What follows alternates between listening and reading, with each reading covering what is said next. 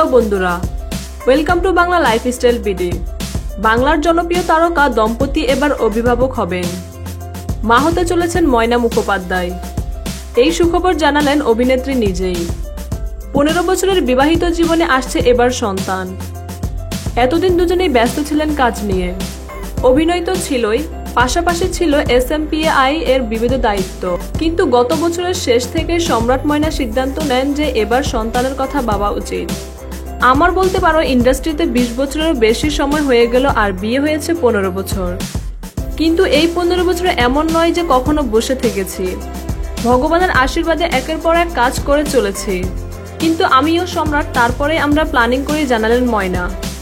Star জলসার অর্ধাঙ্গিনী ধারাবাহিকে একটি মুখ্য চরিত্রে অভিনয় করছিলেন ময়না। তার মধ্যে আসে সুখবর, গত জুন মাস পর্যন্ত শুটিং করেছেন তিনি। আমাকে খুব ভালোবাসে অ্যাক্রোপলিসের সবাই। খবরটা পাওয়ার পরে যতদিন শুটিং করেছি আমাকে এত সাহায্য করেছে সবাই। আমার ইউনিট তো বটেই, ওই হাউসের সবাই খুব যত্ন করেছে। যেহেতু টুইন বেবি, তাই ডাক্তার প্রথম থেকে আমাকে বলে দিয়েছিলেন খুব সাবধানে থাকতে।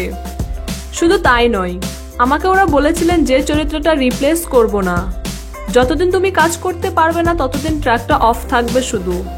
এখন 7 মাসের গর্ভবতী ময়না। সামনের মাসে রয়েছে স্বাদের অনুষ্ঠান। অক্টোবরের শেষে অথবা নভেম্বরের গোড়ার দিকে ডেলিভারি হওয়ার কথা। ময়না বললেন, যখন প্রথম নসিয়া শুরু হয় প্রথমে বুঝতে পারেনি, তখন একটা অ্যালার্জি ট্রিটমেন্ট চলছিল। তারপরে ওই ডাক্তার বললেন গাইনোকোলজিস্টের সঙ্গে কথা বলতে। আমি আর সম্রাট ভাবতে পারিনি যে টুইন বেবি হবে। বিয়ের এত বছর পরে আমরা প্ল্যানিং করলাম, ভগবান যেন অপেক্ষা করেছিলেন। তবে আমি খুব ভালো আছি, হাঁটাচলা করতে পারছি। ওজন একটু বেড়েছে ঠিকই, কিন্তু সেটা তো স্বাভাবিক। তো দর্শক, ময়না মুখোপাধ্যায় টুইন বেবি নিয়ে আপনাদের মতামত জানান কমেন্টস করে। আর ভিডিওটি ভালো লাগলে লাইক করুন, শেয়ার করুন।